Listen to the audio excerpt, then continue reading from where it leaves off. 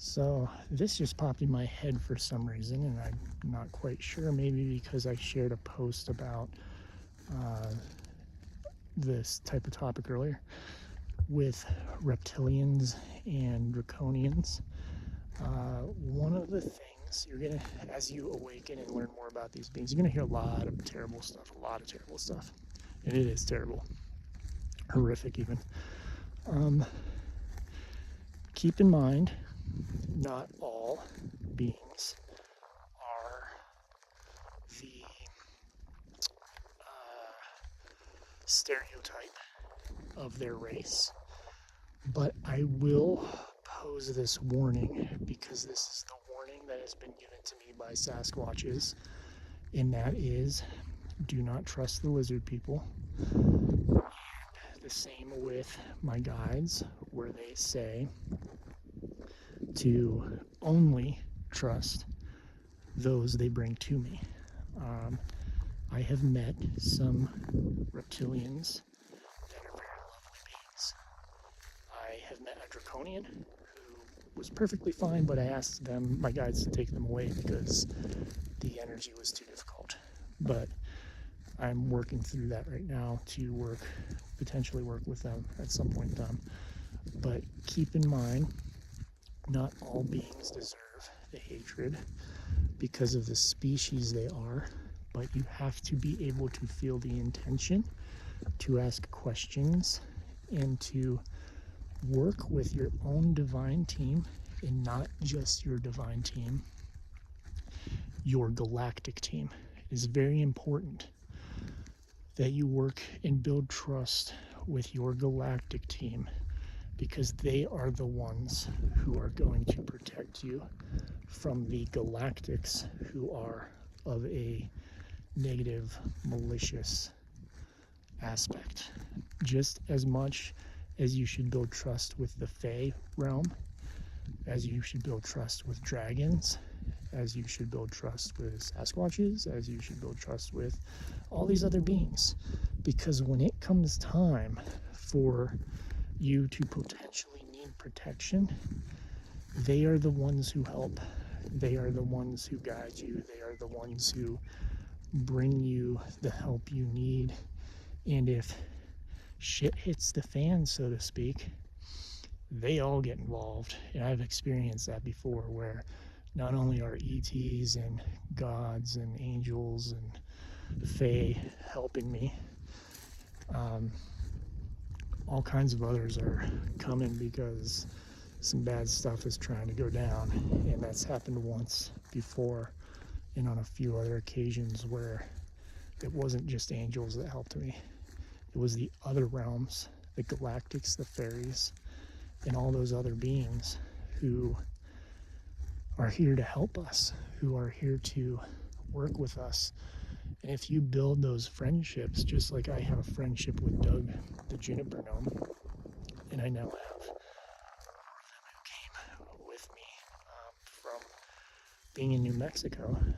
When I set up my tent, Doug immediately got his armor, or if you call it armor, I guess hide or something, and spear sword thingy, and stood watch over my tent. The Fae protect me. They don't all, they might not be able to fully protect me from some of the things that come up, but they warn me if something's coming. They tell me if something's near, and that sort of thing. It's not just the angelics that help you. The angelics are very, very powerful, and I'm not undermining them in any way, but as they would say, sometimes you don't need Michael or Gabriel or the other archangels. Sometimes you really just need the help of another realm and the friends of those realms to work with you and protect you. And that doesn't include just human friends and protections or archangels. Remember, there are not just archangels, there are thousands, if not millions of angels. Probably millions, actually. I keep meeting new ones all the time, and because they're just a higher vibrational being. There are fairies, what I would call fae more than faeries, because fairies are fae, but not all fae are fairies. There are dragons. There are sky beings, gargoyles, unicorns, griffins. Centaurs popped into my head. I've never seen a centaur, but there are centaurs, minotaurs. There are gnomes and fairies and goblins and trolls. There are galactic beings that number so many that the human mind cannot wrap its head around. When you hear about Zetas, Arcturians, Lyrans, Pleiadians, those main races, you know, those are the handful that have survived our storytelling and that have been channeled from those who have been waking before our great awakening. There are probably millions of races just in the Milky Way galaxy itself. All you have to do is think about how many planets there are, and to remember that not all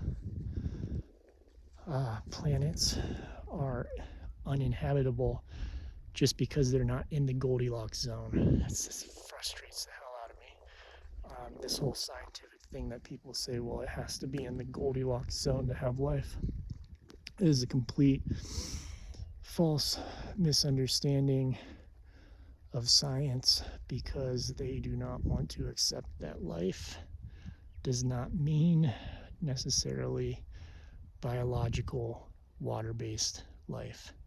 There is life on the Mars of Moon. There is life on Mars, human life that is still there under the surface. There are moons, Europa and and there's the G one. I can't think of the name of it right now. Moons of Jupiter have life. The moons of Saturn have life. Jupiter and Saturn actually have life within them. Different types of life.